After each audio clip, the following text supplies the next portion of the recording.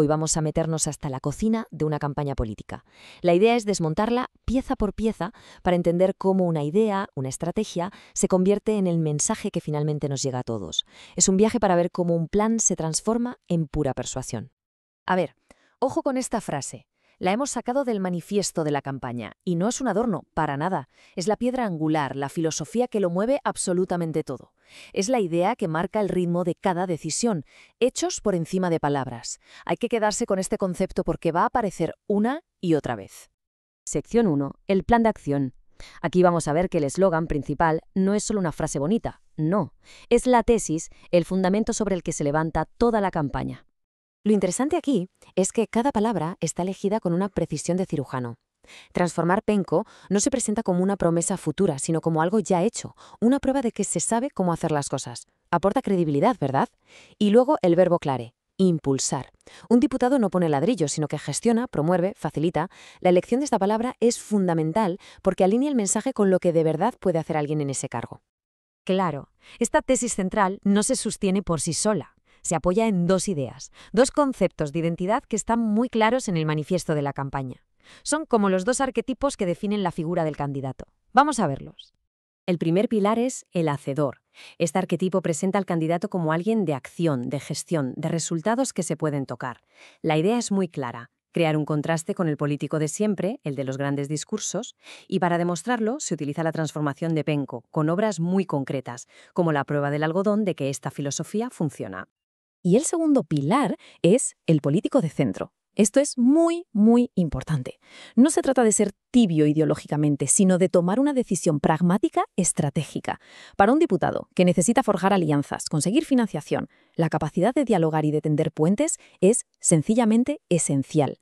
Este pilar es el cómo se van a conseguir las cosas, el método para poder impulsar de verdad los proyectos. Bien, ya tenemos la filosofía, la tesis y la identidad. Ahora, en esta tercera sección, vamos a ver cómo se lleva todo esto a la práctica. Vamos a analizar las propuestas de publicidad para ver cómo se conectan directamente con el manifiesto y atacan los puntos de dolor específicos de cada lugar.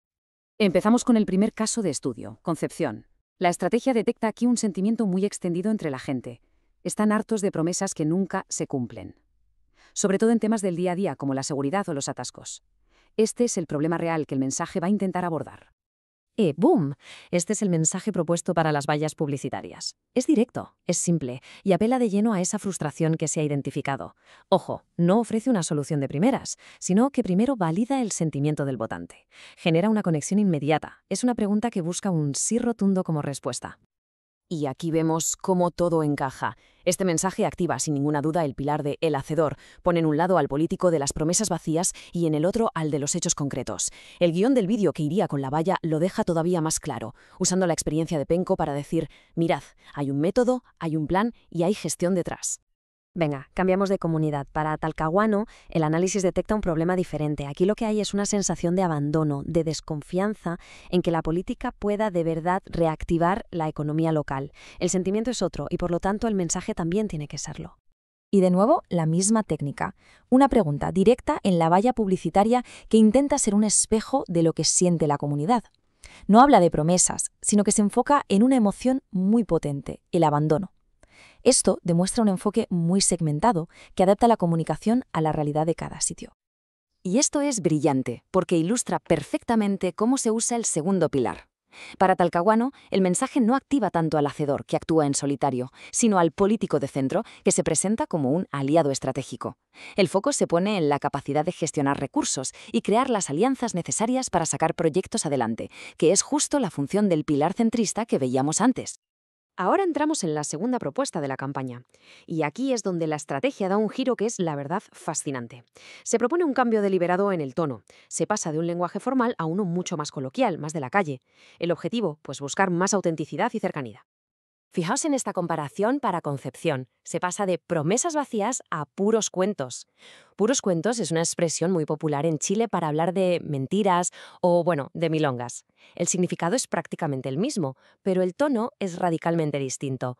Pasa de un lenguaje político bastante estándar a una frase que podría decir cualquiera por la calle. Y este cambio se ve en todo el guión. Hay que fijarse en las expresiones.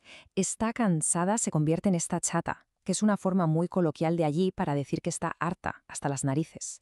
Y no vengo a prometer se transforma en no vengo a puro dar jugo, que significa algo como no vengo a perder el tiempo o hacer el tonto. Es un intento clarísimo de romper esa barrera del lenguaje de político y hablar como un vecino más. Vale, entonces, después de desmontar toda esta estrategia, desde el manifiesto inicial hasta estos cambios de tono tan específicos, ¿con qué nos quedamos? Vamos a resumir las lecciones clave.